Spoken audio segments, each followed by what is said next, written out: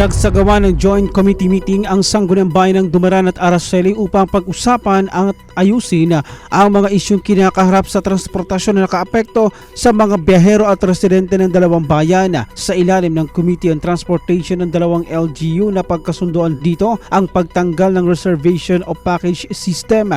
Sa halip ipatutupad ang maayos na pila o first come first serve na sistema. Magkakaroon din naman ng iisang booking system para maging organisado ang pagsakay ng mga pasahero. Patuloy na bibigyan ng prioridad ang mga senior citizen, PWD at buntis. Bukod dito, mananatili rin ang pagbaba ng pasahero sa terminal at hindi sa pantalan dahil may ordinansa nagbabawal dito. Samantala, kabilang sa tinugunan at inasahang pag-aaralan ng operasyon at pamasahe ng TODA kung saan ipinasa ang usapin sa Dumaran Land Transport Regulatory Board upang ayusin ang operasyon at tamang pamasahe ng tricycle mula terminal papuntang pantalan, kabilang ang mga ruta sa Barangay Santa Teresita. Nakatakda ring pag-aralan ng komite ng dalawang LGU ang pagkakaiba ng pamasahe ng van upang mabigyang aksyon.